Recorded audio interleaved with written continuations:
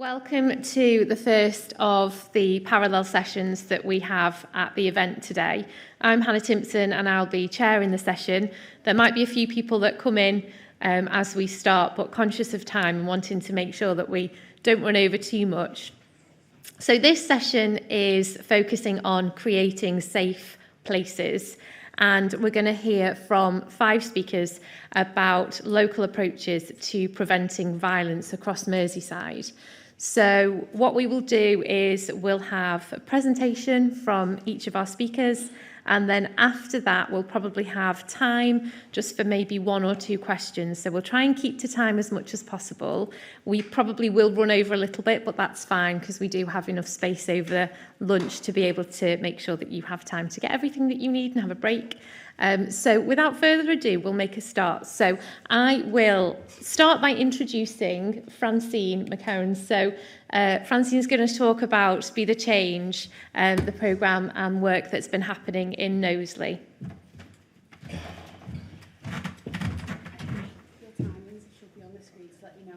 12 minutes. It's going to be a record for me. I'll probably get through 2 slides and then they'll be like, you're done. So, do you know what? I've planned this presentation, but because of the conversation this morning, I'm like, I need to mention that, and I need to make sure I mention that. But I'll start by saying, nobody likes being told what not to do. Who likes being told what they shouldn't be doing? I know I don't. So, I was thinking last night of some of the things I wouldn't respond well to. One of them, don't drink too much wine, because you might develop an alcohol dependency. Don't eat too much chocolate because it might give you diabetes, and don't spend too much money because you might go bankrupt. Because I know that if people said that to me, I wouldn't listen to what they were saying. It wouldn't modify my behaviour, and it wouldn't actually make any difference to my life, apart from make me think, why are they saying that to me?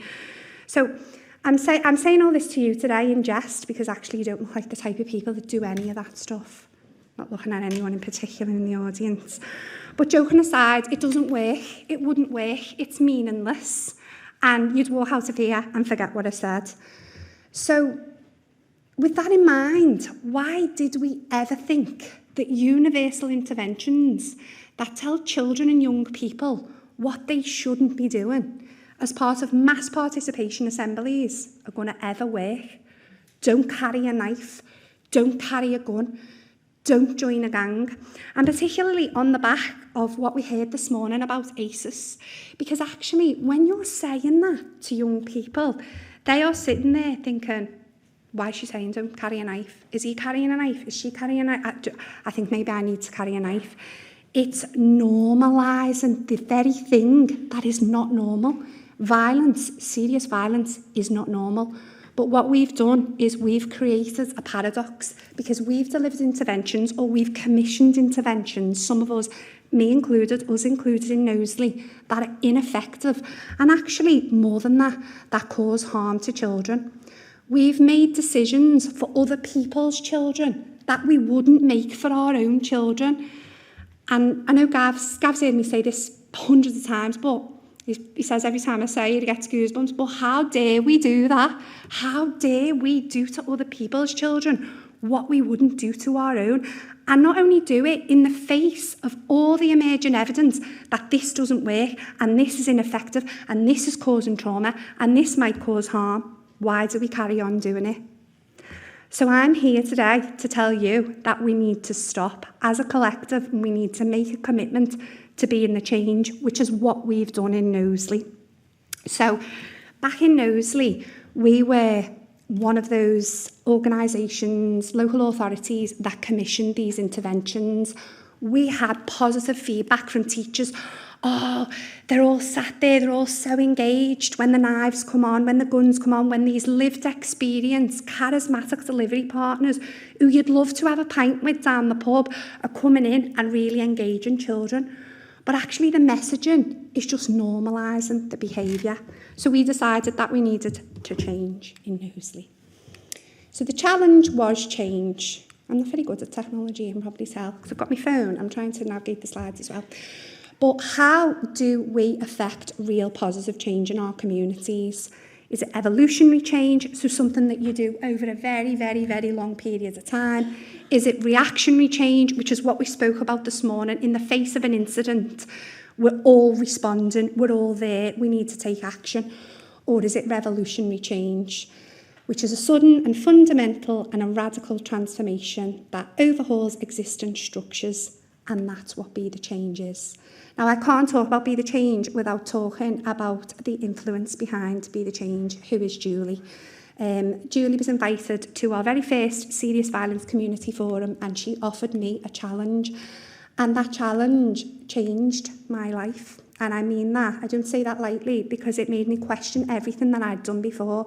She said, oh, this is all good, what you're doing with men and boys, and the fact that you're reacting to things, but what are you really doing? What are you doing for women and girls? What are you doing to affect change? And I went home and I couldn't stop thinking about her, and she wasn't in the place to really engage, and I didn't know how to approach it. But in the end, we got our heads together and we developed a programme that has become a movement. So Be the Change in Knowsley is a movement. It's a different way of thinking about things. It's a different way of doing things. It comes from a place of strength. It comes from a place that if we build on the things that are already there, that is how we are going to see that real positive change. I'm already way behind, so I'll just skip through these next few slides. I think you get the message about change. So where are we in our Be the Change journey? We're in a public health approach. We now have a public health approach to serious violence in Knowsley. I think one of the questions in the panel before was about how do you get that approach if the funding runs out? It's a way of working. It is the way we work. It's the way we work with our partners. It's the way we work with our community, and it's the way that we work with our victims' families, who are so fundamental to the work that we do. It's a cost-effective intervention. I think Professor Bellis mentioned earlier about the cost, £144,000, the cost of someone who has 4 or more ACEs as they go through life. Be the Change costs £37 per person. So it's a cost-effective intervention. It's not all about funding, it's more about the ethos and the way of working. I'm going to skip forward now because this video fully explains, way better than I ever could, the impact of this project. Change. Change. Change. Change. Be the change. It's about what you can be. It's about what you should be. Confident young kids with a purpose in life. It is brilliant to see the change in these kids. It's the best feeling ever. Be the Change was developed and is delivered by Knowsley Council's Crime and Communities team, and it seeks to completely reimagine the way we deliver interventions that reduce crime and antisocial behaviour. The idea came about through a conversation with Julie Dale, who is Ashley Dale's mother. Ashley was a 28-year-old woman with a life ahead of her. Ashley was sadly killed. She lost her life to gun crime, basically. So I said I'd like to take our story and Ashley's story to speak to young girls, just to give Ashley a voice and to see what sort of input I could give in tackling serious and organised crime. Originally, Be the Change was working only with women and girls. Quite quickly during the first year, we rolled that out to men and boys. We got other delivery partners on board. We work really well with Stalkers Gym. Over the last year, we've seen a massive increase in numbers of people coming in. Every kid needs hope, and that's what obviously Be the Change has give Stalkers Gym, and Stalkers Gym has give the kids. Every kid in this gym, they've all changed for the good. That was like a big change in like everything to do with me. I feel like my head's in a better place. I feel like I'm eating better. I'm more healthy overall. It has been a really big change in my life. I'm really grateful for it. As I joined, I was a little bit nervous, obviously. Everyone made me feel like I was family straight away, and it just brought my confidence up, and I'm happy where I am. Last June, we had our first ever amateur boxing show. We had over 1,000 people there. Without the Be the Change, that wouldn't have happened. They give us the opportunity to put that spectacular event on. It's like one big family in it, really, this gym. Best thing I've ever done was came this gym. We know that this approach is the approach that works. Because of Trinity Wellness's intervention, women have started to look after their health, they've started to look after their own well-being, they've invested in themselves. I love working with Be The Change because I want to be part of something that's really positive and that literally changes people's lives. We believe that the mum is the heart of the home, and when the mum is well supported and the mum is happy and healthy, then that ripple effect on the children, their working relationship, it's huge. It's the highlight of my week. So on a Tuesday and a Friday I get to be Sophie for a little bit. I get to not be just mum, I get to be me again. A year on, we're finding that women who come to the groups who are maybe facing extreme challenges to do with crime, domestic violence, are coming to our sessions to help them process and regulate. In the second year, we wanted to look at more of a targeted offer with an acceptance that there are some members of our community that go off-piste, that need that additional support to reduce the likelihood of them becoming involved in crime and antisocial behaviour. That self-belief is so important for the young people. We want to change how things are done within society rather than having that negative approach. As part of Be The Change, Positive Futures deliver one-to-one targeted support for children and young people, and it's all around relationships, supporting them with aspirations, being a positive role model for them, supporting them on their journey throughout. We work with Everton in the community and they support us with a targeted mentoring offer, and they deliver that in our alternative provision. We've been funded to work in different schools where we deliver different enrichment activities with vulnerable groups. A lot of young people now don't believe in themselves for one reason or another, so I think if we can help them believe in themselves by showing they can make a change for themselves, they can make a change for others, then it's really powerful and impactful as a whole. We've had so much positive feedback from our participants. Children say in our alternative provision that they didn't know things like this existed. At Shakespeare North Playhouse, Be The Change project is a comedy project, so we've done a pilot project. It's been 10 weeks and we've worked with young men and men over the age of 18, learning how to perform stand-up comedy. Stand-up comedy might not immediately seem like something that would deliver the outcomes that other projects have, but actually it is a really good way of exploring your feelings. Young people only have low aspirations if they're not inspired, and for me, Be The Change is a really inspiring project. What I am most proud of is that now partners will work with one another. It's about strengthening those brilliant organisations in our community that work so well with our young people, and they now work together. Things are better stronger together, aren't they? So we work together and try and all drive towards the same kind of common goal. There's a lot of people in Knowsley who all share the same vision and the same mission, and they want to create a better community. I want these kids to be growing up respecting each other, helping each other, believing in yourself and, having a purpose. Giving the kids opportunity, whether that be football, dancing, coming to a group, whatever it may be, that can literally instill and change a child. Let's be positive here and let's support these young people on their journeys. We've actually reached 5,000 Knowsley residents directly, but the secondary beneficiaries of that are much greater. Through our interventions and through Be The Change, we've actually worked with over half of all Knowsley residents. It's all down to Be The Change, getting people together. It's all about every one of us being the change and doing our little bit. I think what we've built is a family, and we're giving kids hope. We believe in you. We want to support you to do the things that you can do and that you should do.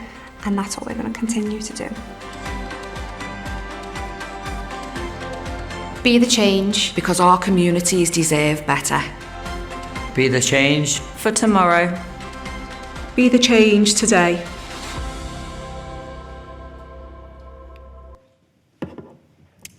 Thank you.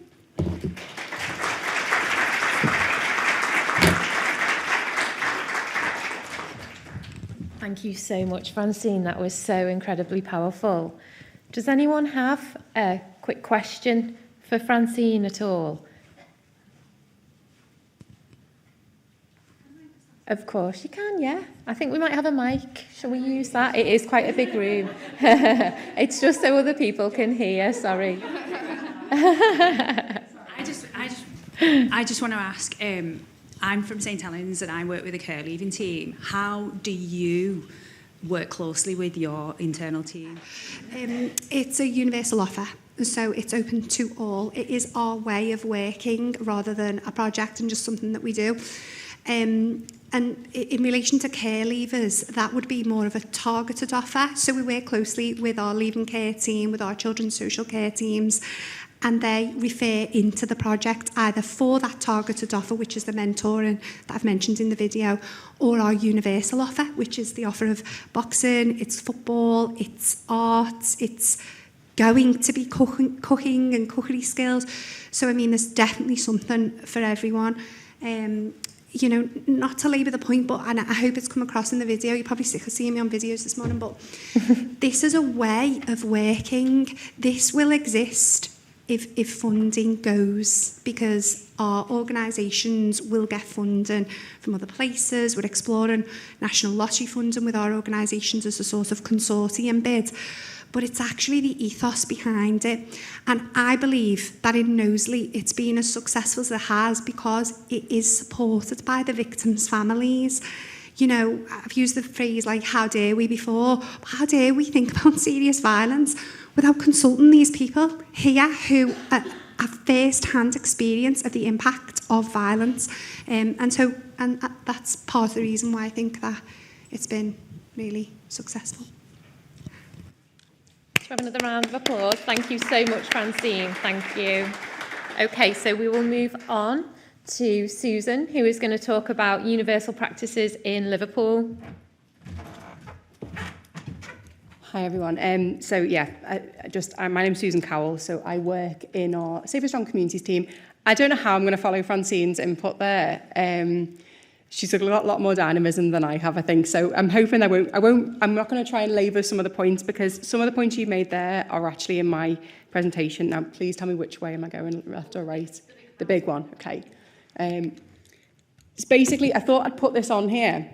This image that we've got here was standard practice for police to put their knife haul images on, for newspapers, which is still unfortunately standard practice, to be putting hauls of weapons that are just there to incite fear, really, in communities, and particularly for children and young people, I think, who have that kind of level of impressionism and the adolescent brain, and the way that we know that kind of absorbs information and maybe doesn't process it in the way that we as adults are processing that information and seeing the full picture. I think my presentation was going to take you back to where we were really in 2019 before the Violence Reduction Partnership, and then talk about a little bit about where we are now. But Francine has really talked a lot about that in relation to kind of the universal delivery that we used to do. We used to go into assemblies, we'd deliver to everyone. There'd be images of stab wounds, kids fainting, kids throwing up, and that was deemed a success, right? So why did we do that, and how dare we do that? There are still organisations, there are still people out there who do want to do that, and it's the challenge, which we should have mentioned earlier, is how do we bring everybody around without preaching about how we go about doing that? How do we preach without preaching? How do we bring everybody around to the kind of notion that that is harmful practice in a way that, you know, also enables schools to feel empowered? And there's a presentation later on today by Julie McCann from School Improvement Liverpool around how we do that on a universal basis, and how we teach teachers effectively to think about the trauma, think about the context that their pupils are living in, and the realities, and the fact that violence for them may be a daily occurrence or a health behaviour. And so I think in relation to kind of where we were in 2019 to where we are now, we definitely wouldn't condone that kind of approach. And I think, considering as well, just to talk about this in quite an academic way, we also didn't consider the dose required for change. So the fact that in Knowsley, for example, with the Be the Change programme and the work that we are also trying to do, I would say in Liverpool we are nowhere near the level of kind of cultural change, I think, that Knowsley have managed to kind of achieve. I think there's a number of factors there. One is scale of Liverpool, and the kind of the fact that you've got so many multiple communities with so many different identities, that how do you create one movement that meets all the needs of every single community? That is a significant challenge for us in Liverpool. But I think in relation to dose, we didn't consider you need to have a repeated message that is consistently delivered, persistently delivered as well. and who is delivering that. Who are the authentic voices? Who are those with lived experience who are not currently living that trauma, I guess, and how do we support people who are living that trauma as well in order to not pass trauma on? I think that's a really thing that's always in the back of my mind, is that we want to support those with lived experience, but how do we do that in a way that is also trauma informed in itself, not just a case of, the trauma informed nature of delivery to others. So I guess 15 to 20 years of de-investment, prior to this, in relation to kind of youth services and things is quite a significant factor. Probably not me as a child, but my younger sister was the generation of Sure Start centres. So the impact of a loss of Sure Start centres and things from an early development stage we're now feeling that now, and we've felt it in the past 5-6 years, I think, as well. The fact that there's emerging practices in youth work, the fact that we would all probably consider that we all had youth centres in our neighbourhoods when we were growing up, but that's not always the case now for a lot of young people because of that de-investment. So how do we harness youth? We didn't really know in 2019 how to better harness youth work practices by looking at detached youth work provisions and the need and what the ethos behind detached youth work is in terms of its principles of relationship building, forming that trusted adult relationship with children where they're hanging out, not necessarily asking them to up sticks and come to a centre where they may not feel comfortable or they may not feel like they belong. So they're feeling like they belong where they are. That's why they live. That's why they're hanging out there. So I think it's just a case of professionals in 2019 and our communities not fully understanding what we do, like how do we tackle this massive social issue. And then coupled with all the challenges we talked about before about funding and sticking plaster type interventions. So more positively, fast forward to 2016, rather than looking at all lived experience, regardless of current circumstances being a positive, we now understand that it's not always appropriate to use lived experience to illustrate a point. And there are ways in which you can use it that doesn't always mean, or not use it, but the ways in which you can bring people together, which doesn't mean that they're directly delivering. So understanding and building that learning into broader interventions. And I guess looking more at a harm reduction approach. Francine mentioned the kind of definition of harm rather than definition of serious violence, and how that kind of brings together what we're actually trying to do here. Looking at increasing, so we have programs which kind of could increase negative outcomes, I guess, and reinforcing. And I would go further to say that they glamorised it rather than just normalise it. There was a glamorising in 2019, which now we definitely don't have, at least in the programmes that we commission. I would say that counter-narrative, the sustained delivery of that messaging over time, we're definitely a lot better at that. More and more people, they want to hear as well. More and more people are kind of, coming along on that journey with us, I guess, rather than it feeling like we're just preaching, which it did definitely feel like in the middle, probably a couple of years ago. And that kind of friction that you come across, I guess, feels like it's less now. I think we've got much better data sharing arrangements, which is a real enabler. We also know what the dose that we need to, with the evidence base, the research, the Youth Endowment Fund have provided really solid evidence. In 2019, I can remember I was seconded into the Violence Reduction Partnership from the very start. And I can remember the only research that was really available about violence was research from Mexico about boys in cohorts in Mexico.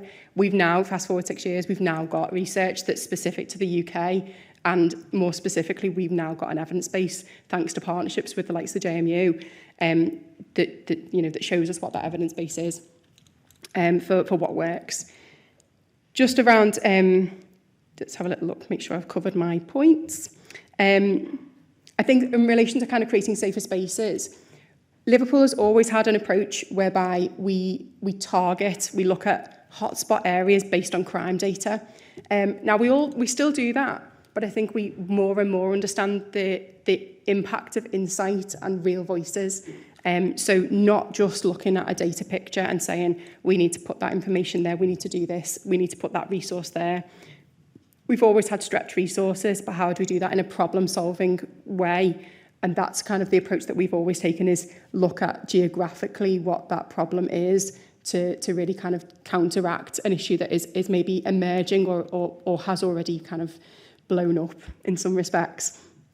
So we're looking at what can we do. The clear hole build was quite a big change, I think, in relation to kind of the approach, and, you know, following Olivia's death, I think that really shifted the way in which we were able to also, you know, kind of work in partnership, and the fact that the Home Office then backed that a little bit more, I think gave us a little bit more of an impetus to bring in communities a little bit, you know, and more. And, you know, Cheryl, kudos to you, because you've, you know, harnessed that in your community.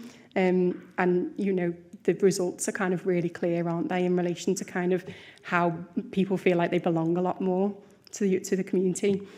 And so I think it's always consistently learning from that, and from awful tragedies, and how we actually continue to harness that, really conscious of time. But also that kind of longer term investment. So we've also, like, looking at building, the funding from the Home Office we got for Clear Hold Build was great for clear and holding, but where's the building bit? We are still, you kind of can't let your foot off the pedal in terms of building. You've got to continually work on that. And so that requires culture change, but also funding in order to do that, really, in order to make sure that our voluntary sector organisations that are based in that community have the resources in which they can do that. So just really quickly, I'm going to say something quite controversial, which is that COVID-19 was a bit of an enabler from a public health approach point of view in relation to the language that public health used throughout the COVID pandemic. Brought it home to a lot more people around what the importance of prevention and the importance of, I guess, just generally the language used in relation to kind of primary, secondary, tertiary, universal approaches, targeted approaches that we were all trying to kind of weave into things and weave into our communities. So, you know, I don't want to say it was a benefit, because it absolutely wasn't. It was devastating. But in relation to kind of being an enabler for a public health approach, probably, you know, you could say it was an enabler. Funding, data sharing, the evidence base that I've talked about as well. I think they were key enablers. In practice then, just really quickly, because I'm conscious of time, in Liverpool we've always had place-based problem solving. As I mentioned before, there's always been multi-agency, but the shift between 2019 and 2026 and beyond is that engagement with our voluntary sector partners within those local communities is much stronger than it ever really was.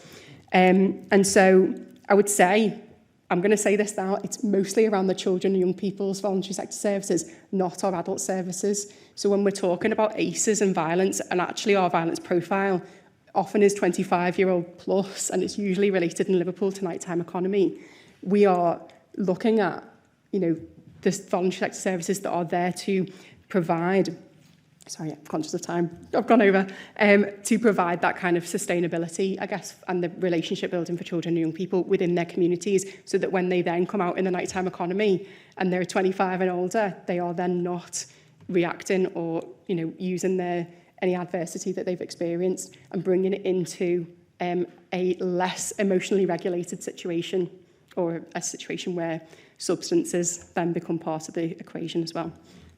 So, thank you.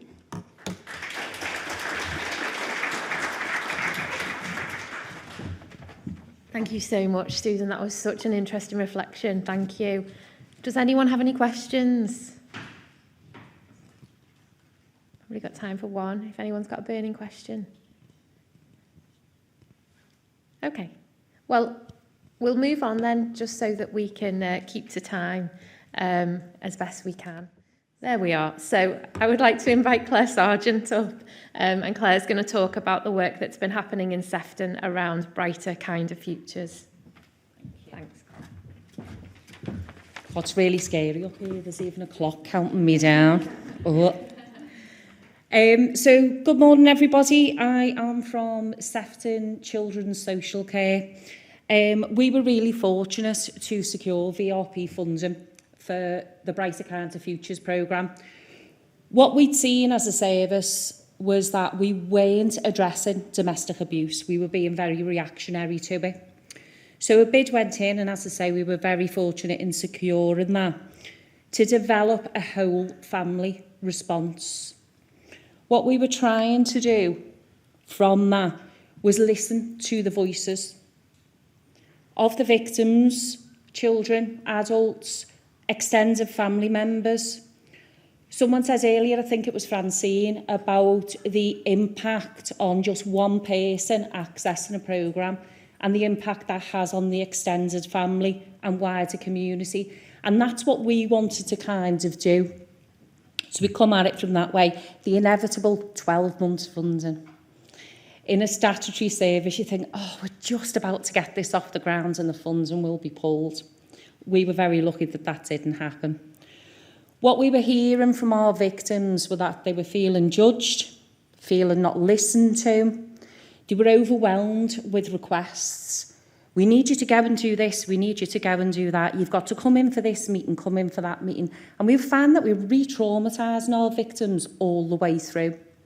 A social worker would be going in and doing direct work out of our famous social work toolbox. And I'm not slating it, but it's very old hat. We weren't actually getting to the issues. We were seeing children in schools who were withdrawn or either excelling. We know these are all trauma responses to domestic abuse, and we weren't doing anything about them. We weren't recognising them. The programmes that we were offering weren't meeting individuals' needs. The challenges for us as a service was engaging those families, dealing with the trauma that was exposed during those programmes, and what did we do with that? What we also needed to build in really, really significantly was developing a really effective exit strategy. Because if you've been working with a victim of domestic abuse, what you then can't do is go, okay, I'm done, ta-ra. Because that impact will continue and that trauma will continue. So the whole family approach to domestic abuse means working with every member of the family. The victim, the perpetrator, and the children, and extended family members. We tend to miss our extended family members, but they are this family's biggest support in most cases. The community. I have a famous saying, who would you borrow a fiver off until tomorrow? That's your support network. We need to be working with these people as well to make sure that they're recognising the trauma that the family is going through as a whole. What we've learned from this practice is that this approach significantly reduces the number of families being re-referred into social care. And that was the pattern that we were seeing. Everyone's spoken a lot today about cycles. The domestic abuse cycle is really, really prevalent. It will keep spinning until somebody stops that turn.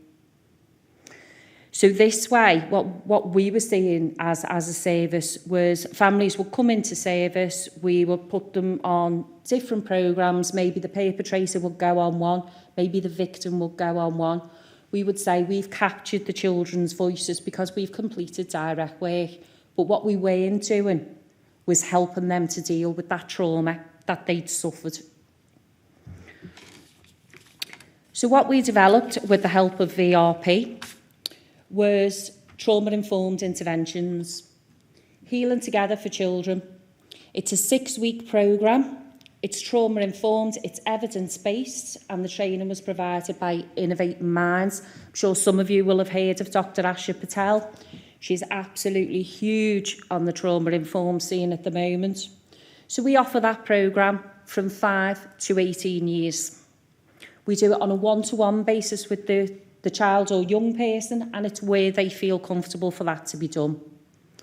Monkey Bob, I'm sure some of you will know about, is a universally targeted programme that will help us to gauge with a preschool child where those traumas lie. Hope to Recovery is for adult victims and survivors. That's female victims, male victims, same-sex couple relationships, and for families who want to remain in a relationship. A lot of interventions that are out there will not work with you if you're staying in that relationship. We will.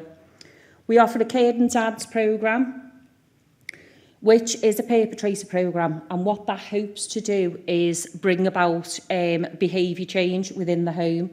So it's for males who are using abusive traits within the home. That can be any type of abusive trait. It's not just about physical violence towards somebody. It can be emotional, verbal, financial, any of those things.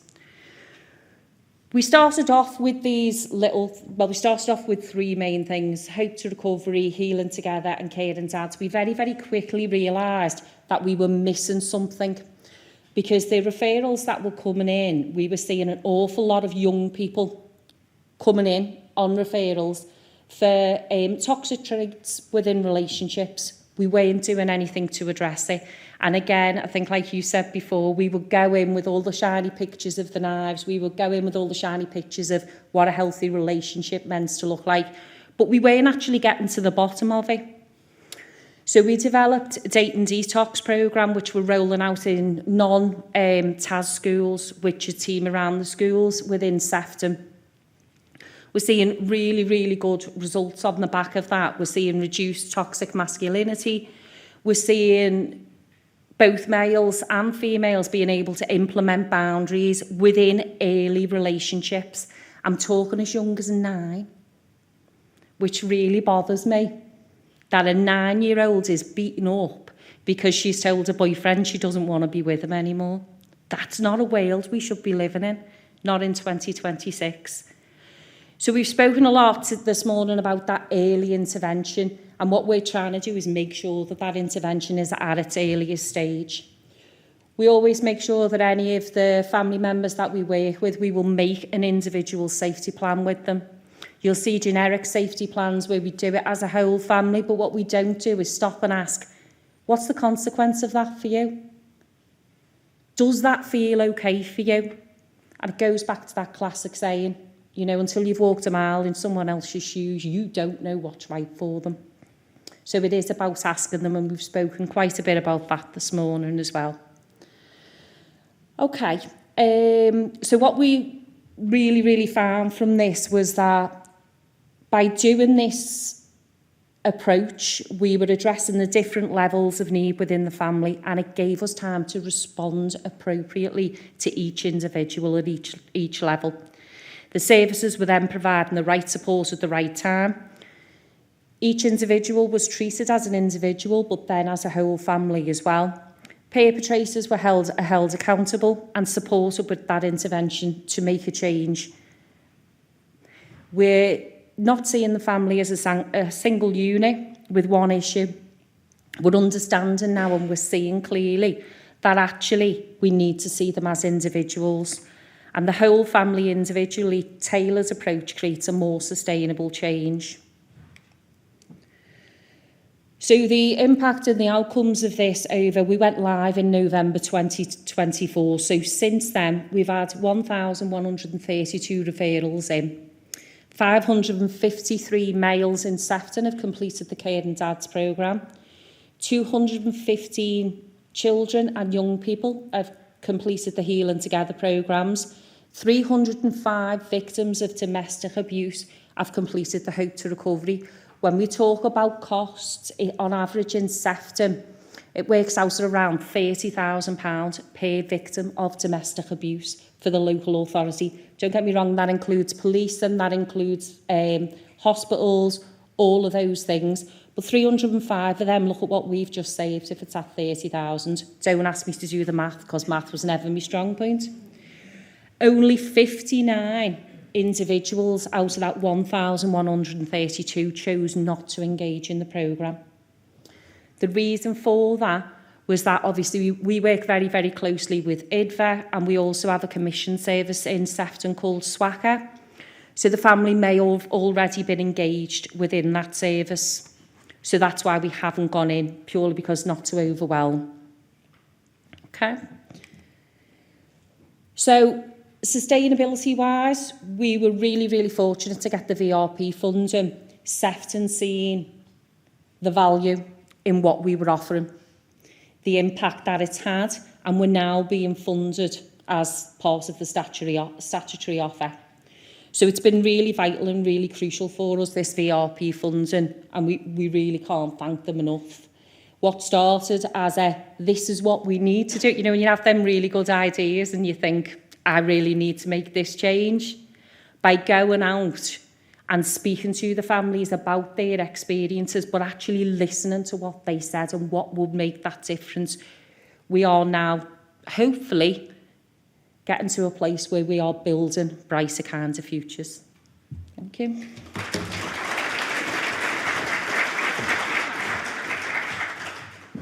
Thank you, that was brilliant and so impactful, thank you. Does anyone have any questions for Claire? Yeah.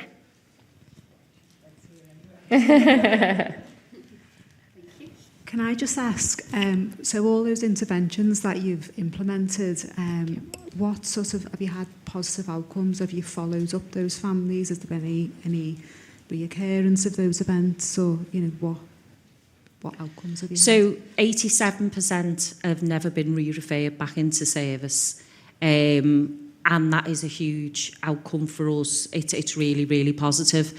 What we do build into it, as I said before, is a really strong exit strategy, because things will keep coming back up and triggering and re-traumatising. So we try and make sure that we build that around the family as that safety blanket before we leave them. Because our service doesn't stay in for as long, because obviously we're moving forward all the time. So that has really worked. People who joined the service back in November 2024 are still calling us, and we will always be on the end of the phone for them as that safety net as well. Does that answer your question? Yeah, thank you. Thank you. And I'll just ask everyone to give another round of applause for Claire. Thank you, and great question. Okay, so we will move on then to Samantha Murray. We've got a team from St Helens who are going to talk about safe nights and great places. So I will pass on to both of you. Thank you. Hi everyone, nice to see you again. I'm just going to introduce Lorraine Simpson, who's our licensing manager, and Lorraine's going to take us through our little presentation. Just to note that outside of domestic violence and domestic abuse, the cohort who are likely to be victims and perpetrators of violence in St Helens happen to be aged around 18 to 30. So both in terms of victimhood, but also victims of violence. Largely that's in our hotspot area, surrounding our nighttime economy, which is in St Helens Town Centre. So we're going to focus on something slightly different for you, and Lorraine's going to give you an overview about what we've tried to do in St Helens to deal with that, both those perpetrators, but also those victims of violence in St Helens in the nighttime economy. Over to you. Right, I'll probably vanish behind the podium now, I usually do, but this one is quite low. I did members training last week, and our podium in the town hall comes up to here, so it's not really very helpful, but the members are used to it now. So yeah, so I'm the licensing manager in St Helens, and licensing generally seen as processing and not really involved in what's happening out there. And to be honest, I think that would be fair in a lot of organisations. For me, I've been in St Helens Council for 42 years. I've had so many different jobs in that council, but for the last 11 years I've been in licensing. And I came from services that were used to engaging with people, so I was really struggling to see how we were just working with people who approached us with an application form, and that wasn't really how I thought we should be working as licensing. So over that time, there's been a lot of changes. Obviously, we had the COVID pandemic, throughout which we supported all our premises to remain open if they wanted to. And we had some changes in the council. Tanya came along and the new directorate, and we now sit in a directorate with community safety and others. So we work very closely together on all the projects that we have ongoing and all the day-to-day work that we have ongoing. But it became very clear to me that the issues that we had in the nighttime economy were not going to solve themselves. For St Helens, the town centre is always a big deal. It's always a main topic of conversation for the public and everything else. And the nighttime economy, you know, going back to the 80s and 90s was amazing. It was a fantastic place to go. And when I discovered how poorly it was actually being perceived, it was depressing really to see the change that had come about there. And, you know, it wasn't even a managed decline, it was just a decline. So we thought we'd look at this and look at two things really: how we prevent serious violence in the nighttime economy and restoring confidence in the nighttime economy. And that's not just for visitors, but also for the people who were there, because they were also downbeat and not happy with what was going on either. We were very, very fortunate that along the way, Merseyside Police, who were working with us on this management of the town centre, actually were successful in getting funding for a dedicated town centre team, which works through the day and into the night as well across all those venues and shops. And for us, without Merseyside Police, really, we would have been able to achieve very, very little. So Merseyside Police came in with us at the very beginning and said, right, what's wrong? What do we need to fix? And what we did really was we looked at targeting where our worst performing premises were. Where were the ones that everyone was talking about, but for all the wrong reasons? So, we looked at creating a new nighttime economy forum, so bringing in the businesses within the town centre, but also with the police and other organisations who could work alongside them, but critically, all the different people in the council who could work alongside them as well. And we're now in the Nighttime Economy Forum, we're now in year 3 of that forum. It meets 4 times a year. It's very, very well attended. And everyone in there is passionate about supporting that nighttime economy and getting it back on its feet. At the very beginning as well, we took a decision to go for purple flag status for the town centre, which everybody said to us we were mad. The town centre's terrible, don't go for purple flag status. But we understood that purple flag is about building, and also gives you action plans on what you need to work on in your town centre. So we're actually now in our 5th year of purple flag, sorry. So this year we'll be going for full reassessment again. And that has been, it's been a fantastic process for the town centre, for the nighttime economy, and for all the premises who really bought into it. And I suppose the other thing that we have to say is that any work that we have done apart from manpower and physically getting out there and getting involved has come from support and funding from the Office of the Police and Crime Commissioner. Okay.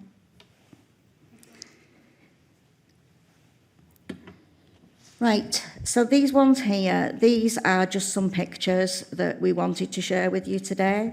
And these are some of our Nighttime Economy Forum members. Obviously, when we got purple flag status, you can see our enforcement teams out there working with the police in the nighttime economy. We've also had tremendous political support for this work that we've been doing. In the top right hand of the screen, you'll see what was our then cabinet member out in the nighttime economy at night with the nighttime economy marshals, who we brought in to reassure people that it was safe to go out, and also that if you needed any help, there was someone around who could help you. So those guys, apart from being trained in first aid and everything else, they also carry things like phone chargers, they have access to bottled water. When it's cold in the winter, they have foil blankets and things to keep people warm who perhaps haven't dressed for the evening that they've gone out for. But really, it was about that whole holistic approach to how we supported people in the town centre. Okay. That's the video, so we'll come back to that. Things you can do. Yeah, we'll come back to that at the end. So, these are some of the newspaper headlines that we've had over the last couple of years. Town centre pub closed after licence revoked. Nighttime crime reduction in St Helens Town Centre. Hooray! We were all really thrilled that that came about. With ourselves and the police were, you know, that was magical words to us. We also worked to ensure safe taxi journeys home, you know, throughout the winter period as well. And the launch of the nighttime economy partnership that we talked about. But there's one headline there that has really been the difference in what we've done in the town centre, and that was by targeting certain premises that were not just attracting the wrong type of person into the town centre and were spoiling it for everyone else. They also had links to crime as well, and we really couldn't tolerate that. So there were 3 premises in total that we worked on, and we went right through to court with all of them, supported by Merseyside Police as well. Took the licences away, they appealed them, and every single one of them lost in court, and the council also recovered all its costs in those cases as well. So that's been really good for the town centre premises to see that we had a zero tolerance approach. We weren't going to put up with this anymore, and it was safe for them to invest in their premises if they wanted to. Next slide. Okay. So, we took this as our opportunity to deliver some safety messages alongside the business promotion. So what we've also done with the funding we've had from the OPCC is every single year between January and March we offer free training courses for the nighttime economy. So we asked them what they want the courses to be on, and we started with things like running a licensed premises, which, believe it or not, there is no course for anyone to do. And we wonder why we get crime and disorder in some premises. You don't actually have to have anything except a personal licence if you want to authorise the sale of alcohol. So any pub, anywhere, with the risk that's attached to it, can operate with absolutely nothing in place.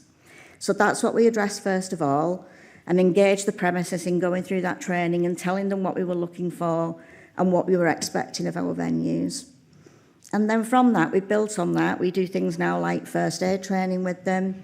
They've all been issued with bleed kits and undergone the bleed kit training, safeguarding of vulnerable adults and sometimes children in the nighttime economy. I mean, the list is endless. We actually did this year, for the first time, we did a course that wasn't just about safety. It was about social media and how to use social media more effectively when they're communicating with the public. So, yes, they're always going to put drink promotions out there, but also start talking to your public and engaging with them about what you're doing in your venue and what you want them to be when they come in there. So that's what we've been focusing on that side of it. So lots of people have come in and said, oh, the streets are really quiet now in St Helens, Lorraine. What's happened? What have you done here? We've actually done something really good. Our venues are busy, which is what we wanted all along. Some venues that people said, oh, you'll never rehabilitate these venues, are actually working and flourishing. Some of those venues have diversified their offer, so they've moved into food as well. Some are now offering children's parties and things like that, which they never did before. It was a nighttime economy that was exclusive for older people. And we've got so many more older people coming into the town centre to sample some of the musical events that are happening in well over 20 venues every single weekend. And now we're seeing as well some of the vacant venues that we've had that have been problematic and are raised every year on Purple Flag. So this year, on this year's assessment, we can actually point to now where those venues are actually coming back into use and where the investment is going into those and what those venues are going to be in the future.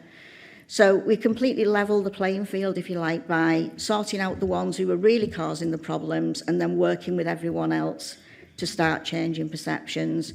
We also have our own social media called St Helens Safe Nights Great Places.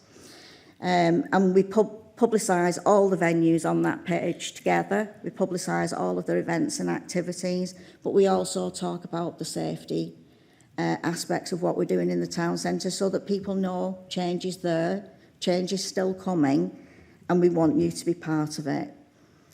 I suppose just before the video where you'll see some of the people in our nighttime economy talking is, at a conference a few months ago, someone asked me what the single biggest thing is that we did to bring about that change, and I can tell you categorically it was talking to people. It was being willing to step outside of our offices and from behind our computer screens and get into those places and understand what was actually working and what wasn't. That's what we needed to do, and that's why we've been successful in these things. So thank you for your time today. I'm sorry I'm not Sam Murray. She's a whole lot taller than me, so you'd have been able to see her much better. But hopefully this video will just demonstrate now what our nighttime economy feels. Thanks. There's a lot of things you can do in St Helens that you can do in most major cities. People can come and have a sort of holistic night out, if you like. So you could go to a sporting event, you can go to a concert, you can come and have meals out, you can go to the venues and have a drink afterwards. It is a nice, safe environment. We have a lot of great people in St Helens. A lot of people have started coming to St Helens now because it's not just the Tipsy Tap, but a lot of the other pubs are putting on live music most days of the week.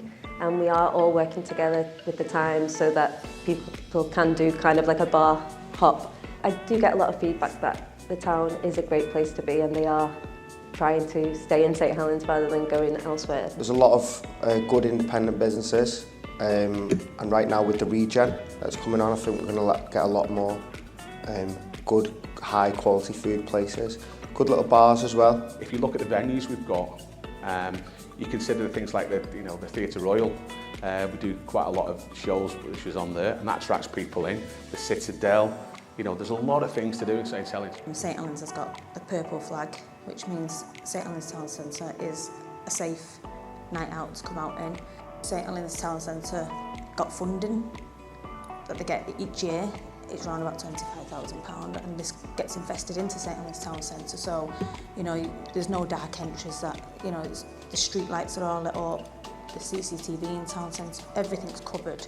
And then we just have so many different schemes that go on to help people to make sure they have a safe night out, they come out, they enjoy themselves, and then they get home.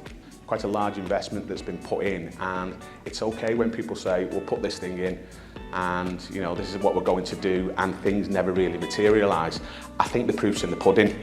I think if you have a look with the things that's happened with the nighttime economy. When you're in Town Centre yourself, you are very looked after from stepping into town, between knowing your ride for your taxis, between your door supervisors, they've all got the metal detector ones.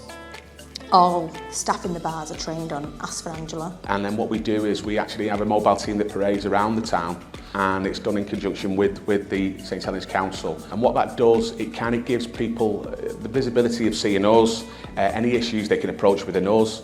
Almost become a bit of an information point as well, really, for any visitors coming into town. If there are people who sort of run out of charge, they're trying to get the loved ones and pick them up and things like that. We're also carrying the phone charges and things, so people can come, charge the phone up. So if you was to get somebody in the bar or the kebab shops or anything like that, is maybe, say, drunk, lost the bag, lost the friends, lost the phone, everything, we was giving tickets to give to these customers that could then take them to the taxi offices and they'd get a free ride home, and then obviously the funding supported, paid for it. The Nighttime Economy Forum was set up in 2022, which was an initiative put through from the council. At the forum meetings, they do discuss about where funding's being spent, what it's being spent. Again, the councils and licensing working with the police and our different premises, not just the bars. It's not just about the bars, it's about, food, hospitality, even right down to the bowling alley. So it's not just a kind of, this is what we're going to do. They're collectively asking with the community and sort of saying, look, what kind of things you think we could benefit from making our town better? We promote responsible trading. We absolutely love that the Safer Nights initiative is making people feel good and happy enough to walk around the town centre. Especially when we did notice a bit of a drop in footfall after COVID. It's definitely helping the area to feel safer and driving footfall, so it's really good for us, and the training initiatives that they're offering is fantastic too. All my staff are now first aid trained. All premises was provided with bleed kits, which funding covered all that. They've covered vulnerability training. I think the good thing is now is because the bars and because of the organisations within the town are being much more collaborative. And I think with that, those shared ideas kind of like, they don't just kind of come out and stay in one place. They now come out and they explore those things. I think the forum, the Nighttime Economy Forum, brings a really good sense of community within the independents. We have things like Pub Watch now. That's been running, well, I've been in it 20 years and it was running previous to then, but it has come on massively from back then. And everybody meets, they can share information, and that's been a real big help as well. The initiative that we've got now with SchemeLink gives an opportunity for the local businesses and local communities who are involved in the nighttime economy to be able to share information to identify any potential hotspots, any potential areas that could be of course concern. Prevention is better than cure in that respect, so if we can get that information out and people can get that information quickly, it keeps things a lot smoother and a lot safer. I think in terms of the group, it's about trying to change the perception of the town, how it is currently, and the support that it's bringing is definitely helping to shift that trend. When you see things happening, you have more faith.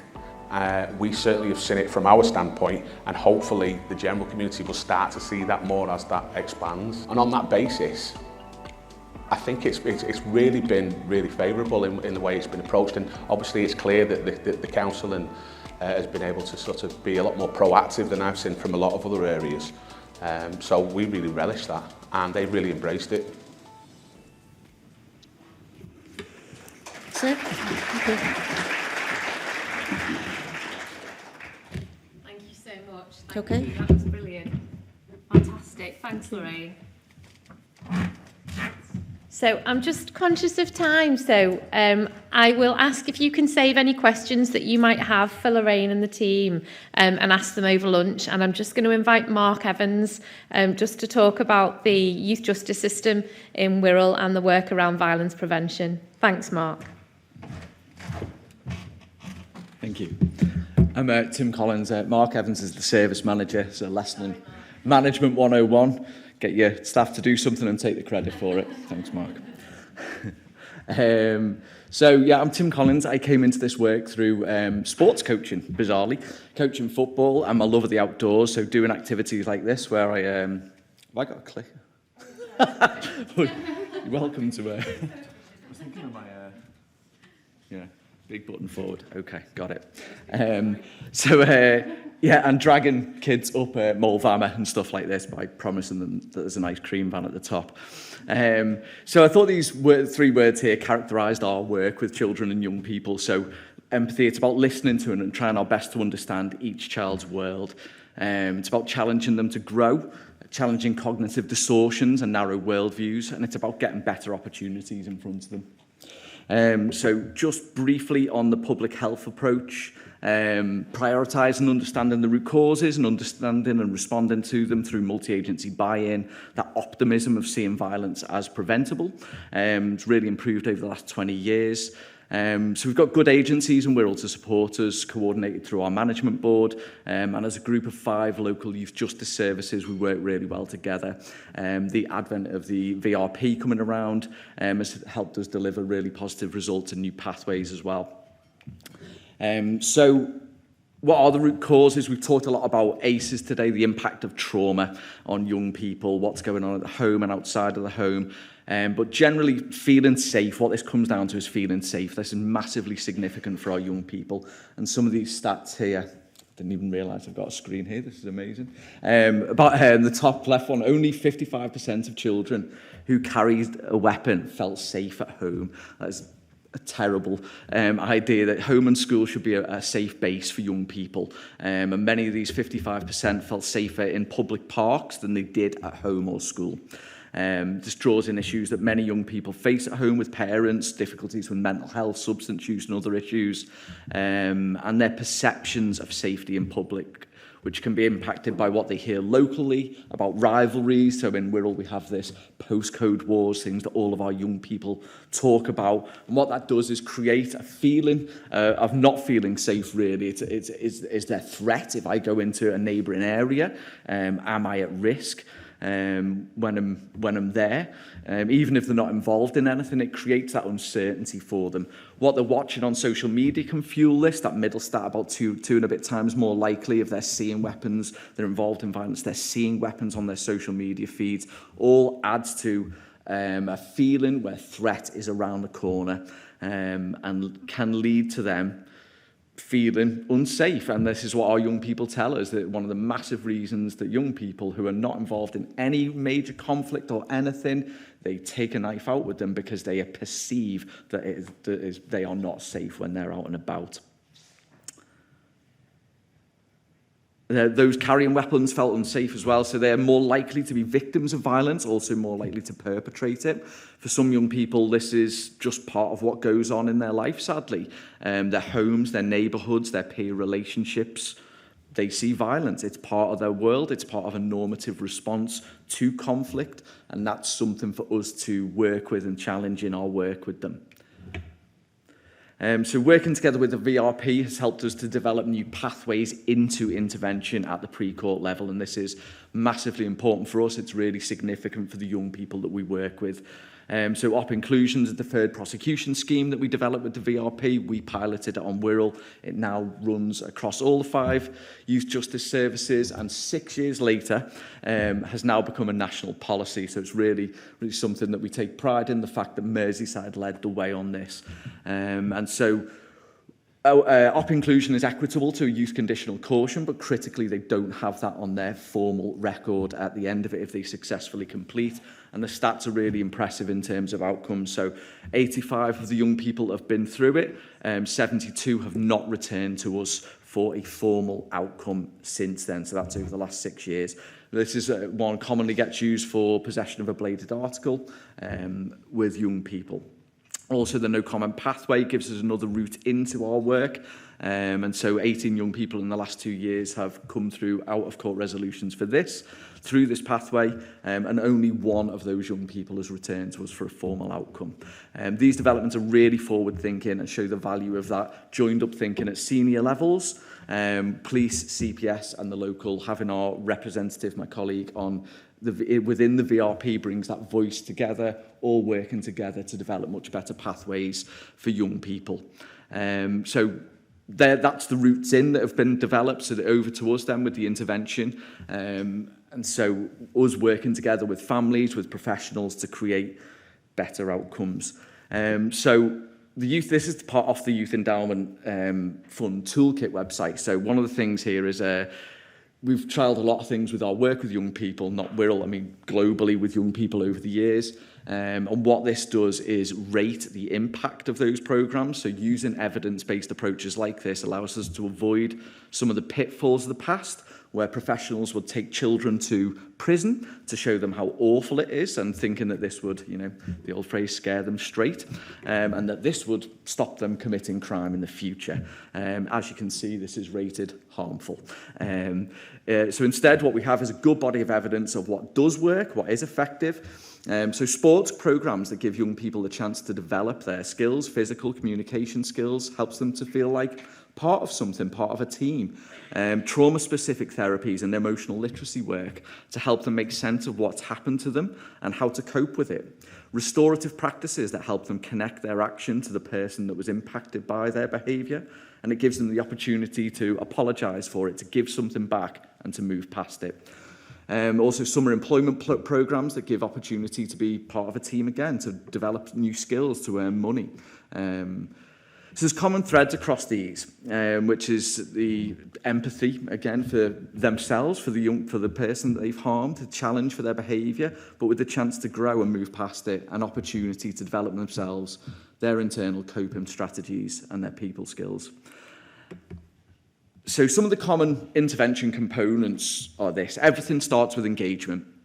you're not getting anywhere, even if you have the best design program, the best things available to you. It doesn't matter if you can't make a connection with that young person. And so listening to them, understanding their world, showing them that you're there for them, that you're invested in them, is critical. So that young person may have had 1, 2, 10, 20 workers come through that door and promise them that they're going to help them. So if we have the opportunity, whether voluntarily or through a court order, to intervene, we have to make that connection. Starts with good recruitment and getting staff with really strong engagement skills, and then about us developing them and investing in them as well to help them grow. As the research shows, feeling unsafe creates the mindset that's with some young people that I need a weapon to feel safe. So we need to help them get back to feelings of safety without having to take that out with them and put themselves and other people at risk. We need to work with them to solve problems calmly. It means working with them, it means working with the family and social care and other people, helping them to develop safety strategies to keep themselves safe. Consequences, just explaining consequences to young people, I think, because yourself touched on that before. Don't do this, it isn't good. Okay, then, we were all good at learning from our parents about that, of course. We do a little bit of this, but we hopefully do it from an empathy building point of view, so that they understand the impact for them, they understand the impact for other people, and for the wider pool around them, their families and such. More importantly, it's about developing their motivation to go to do other things. What do they want to do in life? What are my strengths? What am I good at? What can I achieve? And we work with them to develop, co-create plans, achievable plans, so that they can see that road in front of them. And then finally, opportunities, so they can realise those aspirations. That clock counting down is really disconcerting. So anyone who works around our sector would understand that children within the youth justice cohort, there is a significant issue with children not in education, employment or training, or having really low offers from the school or AP that they're on roll with. An hour a day, a couple of hours a week maybe, is not uncommon. We have an excellent education worker within our team who is assigned to every child to help develop their offer and improve that. And we also work really closely with Career Connect, and again, just trying to help them have a tangible pathway in front of them that looks realistic. Where am I? On turnaround. Good. So one of the things we do a bit differently is turnaround. This is Ministry of Justice funding. It gives us the chance to do an amazing programme. It's an activity programme. We've worked with about 200 young people over the last 4 years. It offers fun things to do. It's really child-centred. Instead of bringing them into boring rooms in somewhere, let's get them out riding the bikes, doing horse riding, doing that is a bike mechanics course that we worked with a local community provider with. It gives young people the opportunity to do something, to get involved with another group of young people doing something really positive and enjoyable. It gives us a great intervention opportunity. It also, if you look at some of these things, it also helps us develop the language of safety with young people. When we're on a horse, when we're on a bike, we use helmets to keep ourselves safe. When we're climbing, we use ropes, we use harnesses, we keep ourselves safe with these things. We can apply that into their thinking or conversations about how they can keep themselves safe in the community. It also gives the chance for achievement. A young man on the, what side's that, left, receiving an AQA award there. That's something we've built on over the last year or so, to use the unit awards to give them the opportunity to achieve, to get something out of the things that they're doing. We work with I saw the great boxing clubs in one of the videos before. We work with some great local providers. They help us deliver these unit awards. And you can't see it there because I thought I'd block out his face because I haven't got permission to share his image. But he was as happy as that smiley face is as well. He was absolutely buzzing with it. So, other stuff we do an In the Zone project, which is more of a mainstream offer. Again, it's a bit of an interactive schools-based session. That's something a bit different for us. But most of our work is focused on targeted support. It's for the young people who come to us or who are referred to us. And hopefully it's all about those 3 characteristics that I said at the start. We just want to help young people develop their pro-social identity, to give them opportunities to do so, to feel like they're achieving and they're doing well, and critically to be recognised for the progress. Thank you.